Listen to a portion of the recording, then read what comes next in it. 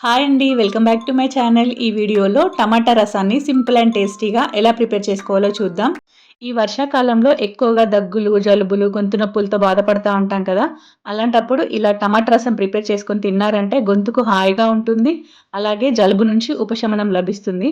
ఈ టమాటా రసం తినడం వల్ల డైజెషన్ కూడా చక్కగా అవుతుంది.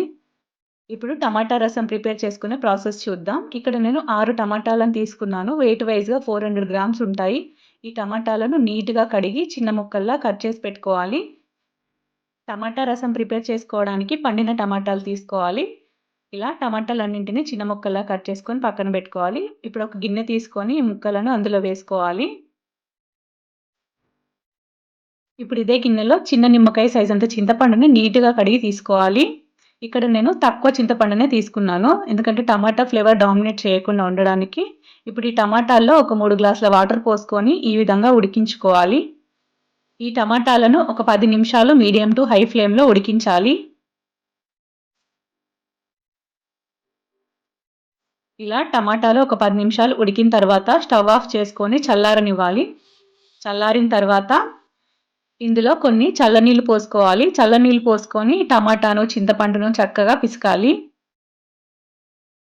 ఇలా చేయితో పిసికితేనే రసం బాగా వస్తుంది. ఇలా పిసికిన తర్వాత చిల్లుల జాలీలో ఈ విధంగా వడబోసుకోవాలి.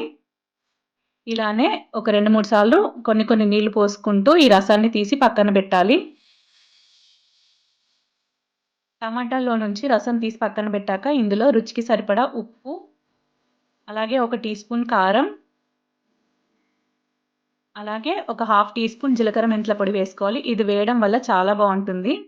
అలాగే ఒక హాఫ్ టీ స్పూన్ మిరియాల పొడి వేసుకోవాలి. మిరియాల పొడి వల్ల జలుబు, దగ్గుకు ఉపశమనం లభిస్తుంది. ఇప్పుడు ఇవన్నీ వేసుకున్న తర్వాత ఒకసారి కలిపి పక్కన పెట్టాలి. ఇప్పుడు స్టవ్ పైన పాన్ పెట్టి పాన్ హీట్ అయ్యాక అందులో ఆయిల్ వేసుకోవాలి. ఆయిల్ హీట్ అయ్యాక ఒక టీ స్పూన్ జీలకర్ర, అలాగే ఒక టీ స్పూన్ ఆవాలు వేసుకోవాలి. ఈ ఆవాలు, జీలకర్ర చిటపటలాడనివ్వాలి. ఇవి చిటపటలాడాక ఇందులో ఒక 5, 6 పచ్చిమిర్చిని ఈ విధంగా పొడవుగా చీల్చి వేసుకున్నాను. ఈ పచ్చిమిర్చి కొద్దిగా ఫ్రై అయ్యాక 2 ఎండుమిర్చి వేసుకోవాలి. ఈ ఎండుమిర్చిని కూడా కొద్దిగా ఫ్రై చేసుకోవాలి. ఇవి కొద్దిగా ఫ్రై అయ్యాక ఇందులో కరివేపాకు వేసుకోవాలి. కరివేపాకు కూడా చక్కగా వేగనివ్వాలి. ఇలా కరివేపాకు కూడా కొద్దిగా ఫ్రై అయ్యాక ఒక 5, 6 వెల్లుల్లి రెబ్బల్ని ఇలా కచ్చాపచ్చ దంచి వేసుకోవాలి. వెల్లుల్లి ఫ్లేవర్ చాలా బాగుంటుంది టమాటా రసానికి. ఇలా వెల్లుల్లి కూడా కాస్త ఫ్రై అయ్యాక ఇందులో కొద్దిగా ఇంగువ వేసుకోవాలి. ఇంగువ వల్ల డైజెషన్ బాగా అవుతుంది. ఇలా ఇంగువ వేసుకున్న తర్వాత ఇందులోనే ఒక టీ స్పూన్ పసుపు వేసుకోవాలి. పసుపు వేసుకొని కలపాలి. పసుపు వేసాక ఎక్కువసేపు ఉంచాల్సిన అవసరం లేదు. ఇప్పుడు ఇందులో మనం ముందుగానే టమాటా రసం ప్రిపేర్ చేసి పెట్టుకున్నాం కదా, ఆ రసాన్ని ఇందులో వేసుకోవాలి. ఇప్పుడు ఈ స్టేజ్లో ఒకసారి మనం ఉప్పు, కారం సరిగ్గా సరిపోయిందా లేదా అని చెక్ చేసుకొని ఒకవేళ తక్కువగా ఉంటే యాడ్ చేసుకోవచ్చు.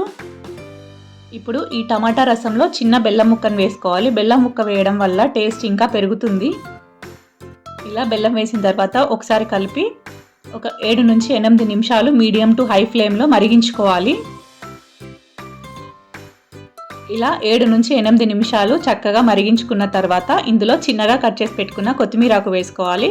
ఇలా కొత్తిమీరాకు వేసుకొని స్టవ్ ఆఫ్ చేసుకుంటే అంతే అండి, టేస్టీ టమాటా రసం రెడీ. మీరు కూడా ఈ వర్షాకాలంలో ఇలా టమాటా రసం ప్రిపేర్ చేసుకొని తిన్నారంటే దగ్గు, జలుబు నుంచి ఉపశమనం లభిస్తుంది. అలాగే గొంతుకి హాయిగా ఉంటుంది. మీరు కూడా ఈ విధంగా ఒకసారి ట్రై చేసి ఎలా వచ్చిందో కామెంట్ బాక్స్లో కామెంట్ చేయండి. మీకు మరిన్ని ఇలాంటి వీడియోలు కావాలంటే please like, share and subscribe my channel and support my channel. Thank you.